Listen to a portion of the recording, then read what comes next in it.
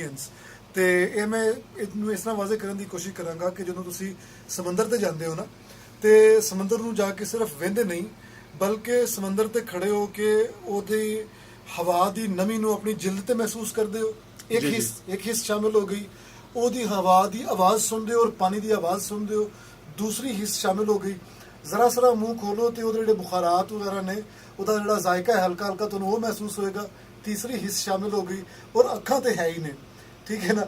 ਤੇ ਮਤਲਬ ਤੁਹਾਡੀਆਂ ਕਈ ਹਿੱਸਿਆਤ ਬੈਕ ਵਕਤ ਜਿਹੜੀਆਂ ਨੇ ਉਹ ਕੰਮ ਕਰ ਰਹੀਆਂ ਹੁੰਦੀਆਂ ਨੇ, ਔਰ ਉਹ ਇੱਕ ਸਿਰਫ ਵੇਖ ਨਹੀਂ ਰਹੀਆਂ ਹੁੰਦੀਆਂ, ਯਾਨੀ ਇੱਕ ਤੋਂ ਜ਼ਾਇਦ ਜਦੋਂ ਹਿੱਸਿਆਤ ਵਿੱਚ ਸ਼ਾਮਿਲ ਹੋ ਜਾਣ तो एक तजर्बा कहलानगी है ना कि तुसी दरअसल उन्होंने सिर्फ वेख नहीं रहे बल्कि बैक वक्त वेख भी रहे हो, सुन भी रहे हो, महसूस भी कर रहे हो, तो उन्होंने तजर्बा कर रहे हो दरअसल ਉਹਦੇ ਵਿੱਚ ਰਹਿ ਕੇ ਇਹਨੂੰ।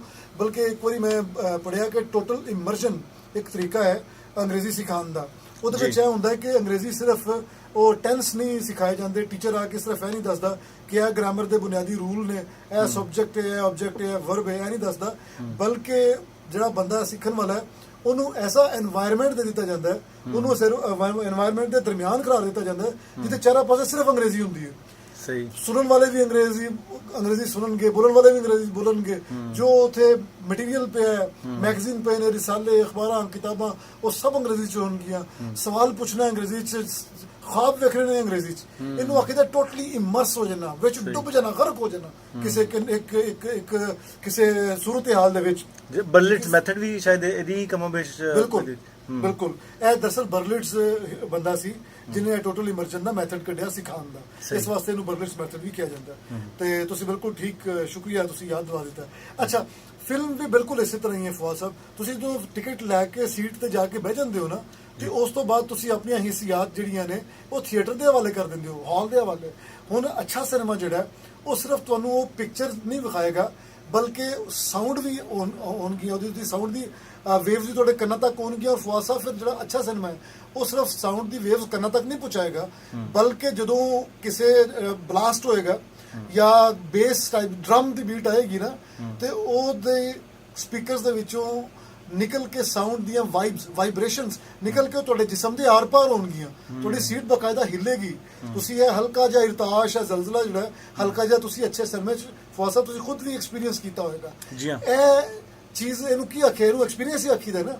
ਇਹਨੂੰ ਅਸੀਂ ਇਹੋ ਆਖਾਂਗੇ ਨਾ ਕਿ ਤੁਸੀਂ ਇਹ ਚੀਜ਼ ਐਕਸਪੀਰੀਅੰਸ ਕੀਤੀ ਹੈ। This is why I always say film is not something to watch only, it is to experience. ਕਿ ਤੁਸੀਂ ਉੱਥੇ ਬੈਠੇ ਹੋ, ਸਿਚੁਏਸ਼ਨ ਸਾਹਮਣੇ ਚੱਲਦੀ ਪਈ ਹੈ, ਸਕਰੀਨ ਤੁਹਾਨੂੰ ਇੱਕ ਕਹਾਣੀ ਸੁਣਾ ਰਹੀ ਹੈ, ਲੇਕਿਨ ਸਿਰਫ ਤੁਹਾਨੂੰ ਕਹਾਣੀ ਸੁਣਾ ਜਾਂ ਵਿਖਾ ਨਹੀਂ ਰਹੀ, ਤੁਹਾਨੂੰ ਆਪਣੇ ਅੰਦਰ ਉਹਨੇ ਨੱਕੋ ਨੱਕ ਡਬੋ ਦਿੱਤਾ ਹੋਇਆ। ਤੁਸੀਂ ਐਕਟਰ ਇਨ ਲਾ ਦਾ ਪਹਿਲਾ ਜਿਹੜਾ ਹਾਫ ਹੈ ਸਾਹ ਲੈਣ ਦਾ ਵੀ ਮੌਕਾ ਮਿਲਦਾ ਜਨਾਬ। ਐਸਾ ਐਕਸਪੀਰੀਅੰਸ ਸੀ ਉਹ ਸਾਊਂਡ ਦਾ, ਬੈਕਗ੍ਰਾਉਂਡ ਮਿਊਜ਼ਿਕ ਦਾ, ਇਹਨਾਂ ਦੀ। ਬਲਕਿ ਤੁਸੀਂ ਇੱਕ ਗੱਲ ਕੀਤੀ ਸੀ ਕਿ ਮੈਨੂੰ ਪਸੰਦ ਆਈ, ਮੈਂ ਫਿਰ ਤਲਤ ਹੁਸੈਨ ਸਾਹਿਬ ਨੂੰ ਦੱਸੀ ਵੀ। ਜਦੋਂ ਤਲਤ ਹੁਸੈਨ ਸਾਹਿਬ ਜੱਜ ਦੇ ਤੌਰ ਤੇ ਸਾਹਮਣੇ ਬੈਠੇ ਨੇ ਤੇ ਉਹਨੇ ਕਿਹਾ ਮੀਆਂ ਤੁਮੇ ਤਾਂ ਐਕਟਰ ਹੋਣਾ ਚਾਹੀਏ।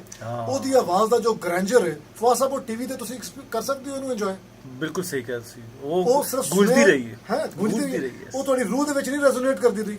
ਉਹਦੀ ਰੈਜ਼ੋਨੈਂਸ, ਉਹਦਾ ਇਰਤਾਸ਼ ਜਿਹੜਾ ਉਹ ਤੁਹਾਡੇ ਅੰਦਰ ਨਹੀਂ, ਕਿਤੇ ਜਾ ਕੇ ਉਹਨੇ ਕਿਤੇ ਜਾ ਕੇ ਵਾਈਬ੍ਰੇਸ਼ਨ ਸ਼ੁਰੂ ਕਰ ਦਿੱਤੀ। ਤੁਹਾਡਾ ਵਾਇਲਨ ਜਿਹੜਾ ਸ਼ਖਸੀਅਤ ਦਾ ਉਹਨੂੰ ਜਾ ਕੇ ਨਹੀਂ ਹਿੱਟ ਕੀਤਾ ਉਹਨੇ। ਬਿਲਕੁਲ ਇਸ ਵਾਸਤੇ ਮੈਂ ਨਵਾਂ ਕਿ ਫਿਲਮ ਜਿਹੜੀ ਹੈ ਉਹ ਵੇਖਣ ਵਾਲੀ ਚੀਜ਼ ਨਹੀਂ, ਐਕਸਪੀਰੀਅੰਸ ਕਰਨ ਵਾਲੀ ਚੀਜ਼ ਹੈ, ਔਰ ਉਹ ਐਕਸਪੀਰੀਅੰਸ ਟੀਵੀ ਤੇ ਨਹੀਂ ਹੋ ਸਕਦਾ।